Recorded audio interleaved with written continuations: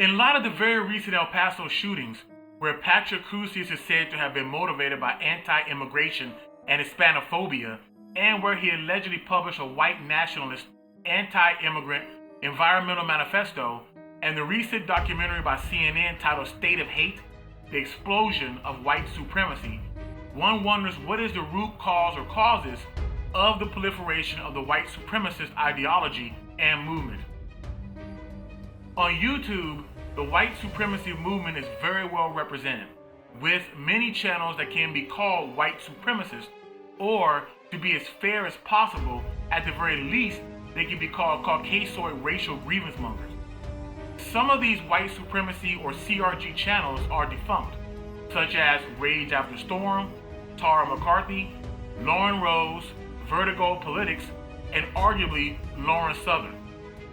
Many are still around and going strong, such as No White Guilt, Ashton Birdie, Ramsey Paul, Brittany Pettibone, The Alternative Hypothesis, who changed his name to People's Veto, Lana Lockteff, and Red Eyes TV, Mark Collette, Faith Goldie, Bree Faucheux. Atheism is Unstoppable, and according to Media Matters, this list should also include Stefan Molyneux. Why is white supremacy and the Caucasoid racial grievancy movement so prevalent and strong on YouTube and in America right now? From what I have been able to glean on my own, it's predicated on two main grievances. The first is the notion that white people might lose their numerical supremacy in various white homelands like Britain or America. This is often called the Great Replacement Theory or white genocide conspiracy theory. The second can be summed up as anger over what is perceived as a massive anti-white agenda and attacks against white people. In this picture, we see the first predication exemplified. Arminius writes, "There's no such thing as white supremacy. Literally nobody believes in this shit. It's just an attempt to paint and associate any form of white positivity with evil. What they mean is all white nations and spaces must be destroyed." Arminius here is basically articulating what can be considered white genocide conspiracy theory. And here's another example, where among other things it says the last days of a white world. A number of examples of the second predication can be seen on Red Eyes TV's YouTube channel, where they push instigating and inflammatory grievance rhetoric such as the notion of whiteness being the original sin, face crime, smiling while white, and how anti-whiteness is pushed on white kids.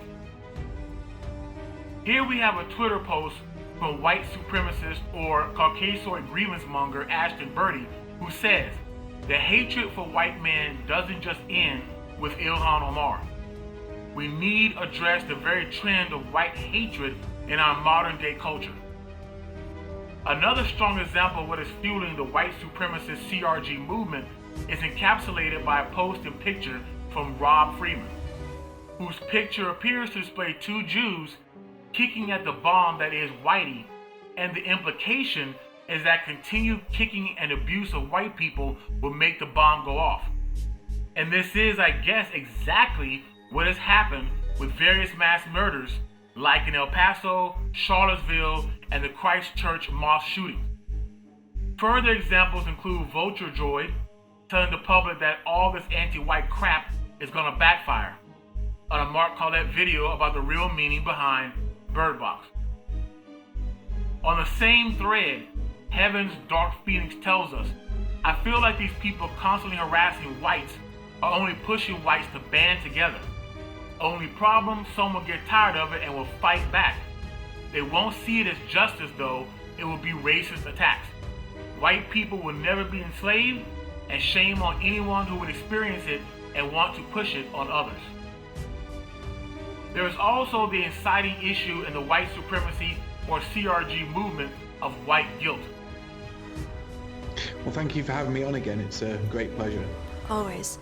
Now, I wanted to start out with what is white guilt, because I'm sure some people are like, white guilt, what are you talking about? I don't feel guilty for being white, but this is something that directly affects people When I think of white guilt, I think of children coming home from school crying because they've been taught by their Marxist professors that they can't do anything right because they're white and only the white race has ever caused harm toward other races. And I've directly heard people saying this, going through university and then coming out saying it's only white people who have ever done evil and who have done harm to other races. Every other race is just fine, but whites are uniquely evil. When you have this type of inflammatory state of affairs, is there any surprise that it will boil over into violence? Thanks for watching.